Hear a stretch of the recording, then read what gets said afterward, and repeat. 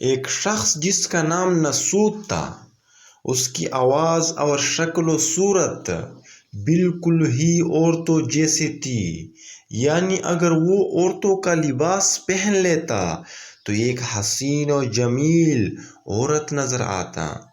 اپنے نازک بدن کی وجہ سے وہ کوئی بھی مشقت طلب کام نہ کر سکتا تھا، اس وجہ سے وہ معاشی مشکلات کا شکار تھا۔ لیکن پیٹ کے دوغسخ سے تنگ ہو کر اور خود عورت ظاہر کر کے شاہی محل میں عورتوں کے حمام میں نوکری کرنے لگ گیا اور شاہی محل رہنے والی شہزادیوں کو نہلانے اور ان کا مساج کرنے کا کام سر انجام دینے لگا۔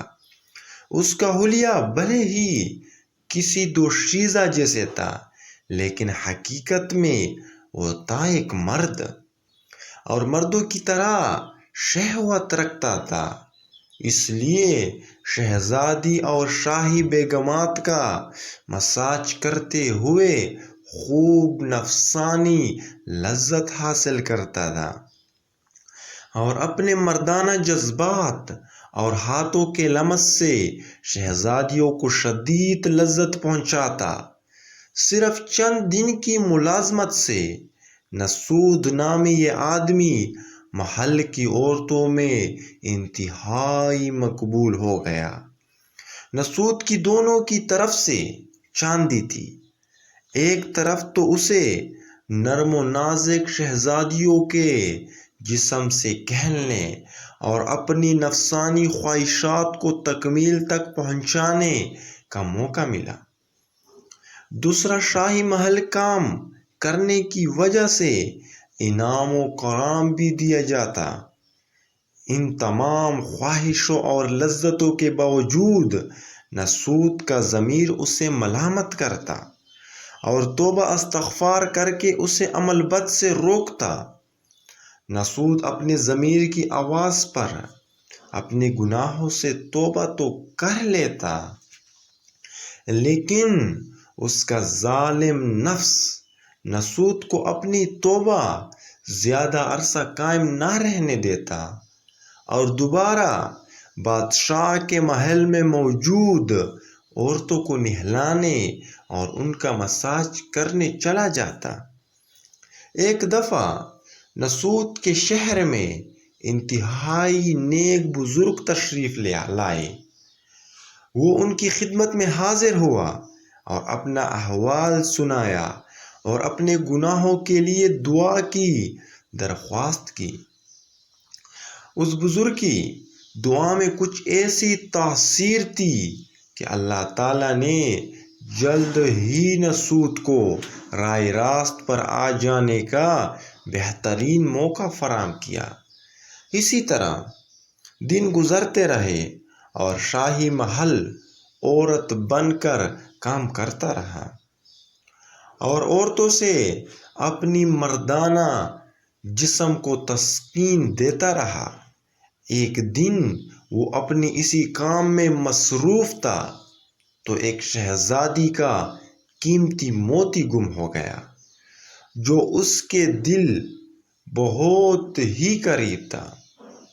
خوب تلاش کے بعد وہ موتی نہ مل سکا تو شہزادی کے حکم پر محل کے تمام دروازے بند کر دیے گئے اور سپاہیوں کو حکم دیا گیا کہ حمام میں موجود تمام کنیزوں کی مکمل تلاشی لی۔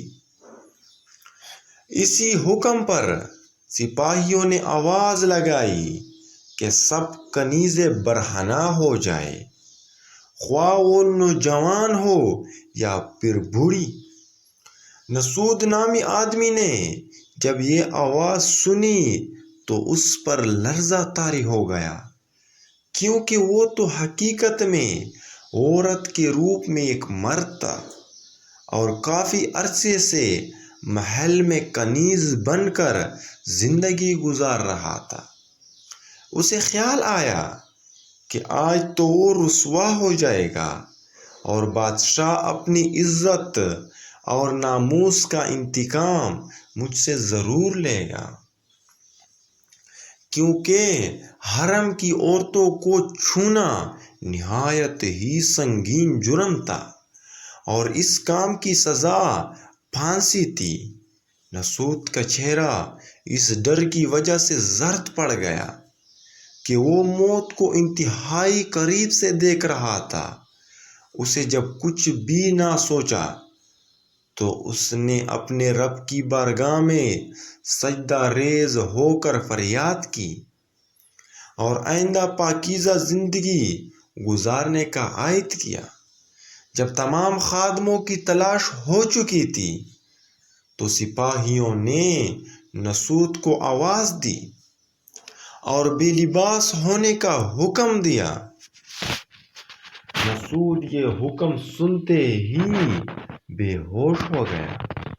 اسے لگا جیسے سب کچھ ختم ہو گیا اور اب اس کا راز سارے شہر میں عیاں ہو جائے گا۔ وہ لوگ جو اس کی عزت کیا کرتے تھے اب وہ اسے سرائے عام سولی پر لٹکا دیں گے۔ لیکن ایسا کچھ نہ ہوا، کیونکہ اللہ پاک مسعود کی توبہ قبول فرما چکے تھے۔ جب اسے ہوش آیا تو سپاہی اسے کہہ رہے تھے کہ شہزادی کا چوری ہو جانے والا موتی واپس مل چکا ہے، اس لیے اب اس کی تلاشی کی کوئی ضرورت نہیں۔ مسعود نے یہ سنتے ہی اپنے پروردگار کا بہت شکر ادا کیا اور توبہ کرتے ہوئے پاکیزہ زندگی گزارنا شروع کر دی۔ اس واقعے کے بادشاہ محل کی 20 خواتین نے مسعود کو مساج کرنے اور نہلانے کے کام پر واپس آنے کے لیے طلب کیا، لیکن مسعود جو کہ توبہ کر چکا تھا اس کام سے معذرت کر لی۔ شاہی خواتین نے مسعود کی لاکھ منت سماجت کی اور گزشتہ واقعہ پر شرمندگی کا اظہار بھی کیا، لیکن مسعود گناہ کے راستے پر نہ چلا اور شاہی محل کو چھوڑ کر ایک ویرانے میں جا بسا۔ اللہ تعالیٰ نے اس ویرانے میں بھی اس مسعود کی مدد کی اور ایک بھینس عطا کی جس کا دودھ بیچ کر شہر کے امیر ترین لوگوں میں ہونے لگا۔ ہم میں سے بہت سے لوگ توبہ پر قائم نہیں رہ پاتے کیونکہ گناہوں سے ملنے والی لذت اور دولت کا کوئی بھی متبادل ان کے پاس موجود نہیں ہوتا۔ وہ سوچتے ہیں کہ اگر گناہ چھوڑ دیا تو اپنی پرآسائش زندگی کس طرح قائم رکھ سکیں گے۔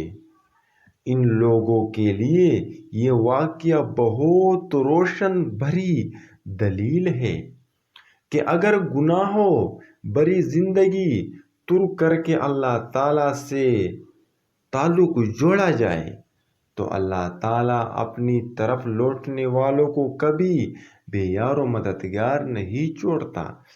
تو پلیز میرا چینل سبسکرائب، لائک اور شیئر کیجیے۔ تو ملتے ہیں اگلی ویڈیو میں۔ اوکے، بائے بائے، اللہ حافظ، ٹاٹا۔